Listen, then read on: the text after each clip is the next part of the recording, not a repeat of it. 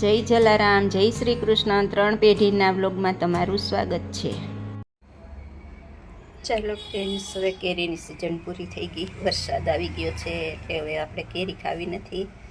એટલે હવે આ ગોટલા ભેગા કર્યા છે, એનો મુખવાસ બનાવી નાખી.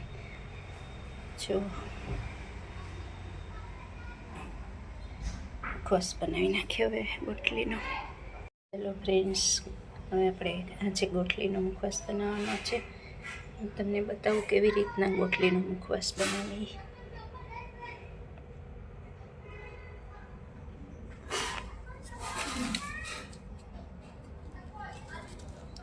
ગોટલી બધી તડકે સૂકવી દીધી હતી, સુકાઈ ગઈ છે. એટલે હવે આપણે આ ભાંગીને એનો મુખવાસ બનાવી નાખીએ. જો આ બધા ગોટલા ભાંગી નાખ્યા છે મુખવાસ બનાવવા માટે.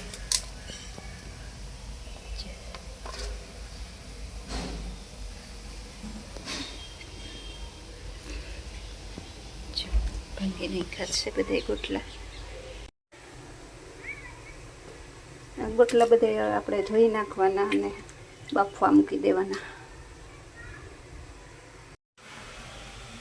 ચલો હવે આપણે આ ગોટલાને કુકરમાં બાફવા મૂકી દીધા છે અને મીઠું નાખવાનું. ચાલો ફ્રેન્ડ્સ, હવે આપણે આ ગોટલીમાં 4-5 સીટી થઈ ગઈ છે ને ગોટલી બફાઈ ગઈ છે. હવે ગેસ બંધ કરી દેવાનો છે.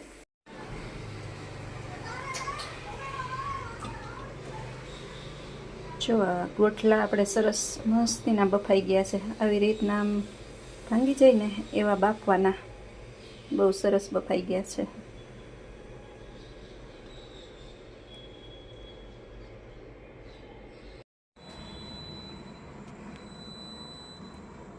ગોટલી આપણે બાફી લીધી ને એને હવે રાત્રે સૂકવવા મૂકી દેવાની પંખે, પછી શેકવાની.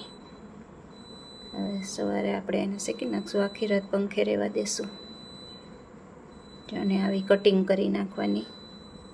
જો આ કટિંગ કર્યું છે અને હવે થોડીક છે ને બાકી એ ખમણી નાખીશ.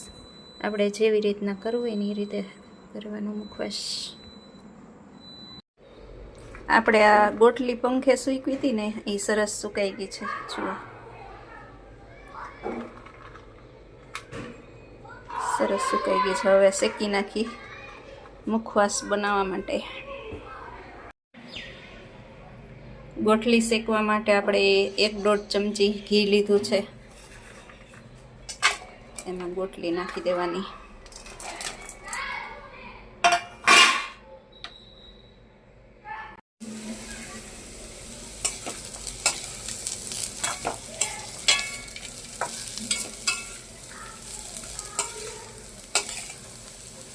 આપણે હવે આ ધીમા ગેસે શેકી લઈ. ખાસ ધ્યાન રાખવાનું, ગેસ ધીમો રાખવાનો, ફાસ્ટ નહીં કરવાનો, નહીંતર ઉપર બળી જશે ગોટલી અને અંદર કાચી રહેશે. એટલે ધીમા ગેસે શેકવાની.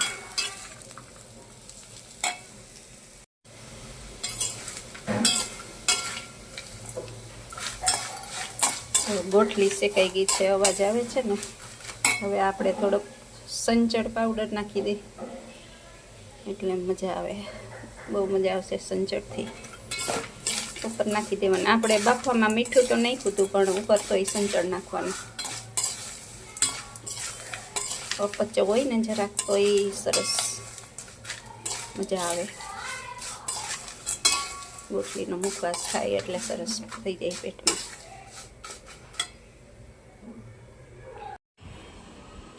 આ ગોટલી સુધારીને બનાવ્યો છે અને જો આ સરસ મસ્ત શેકાઈ ગયો છે.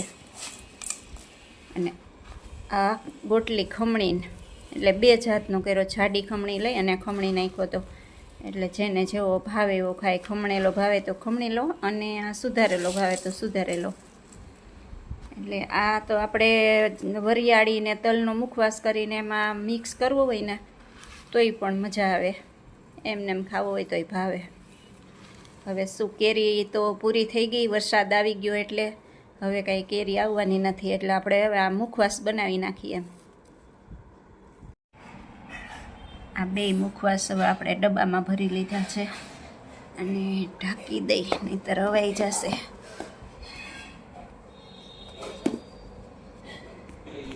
જો તમને અમારો વિડીયો ગમ્યો હોય તો લાઇક શેર સબસ્ક્રાઈબ કરવાનું ભૂલતા નહીં. Bye bye.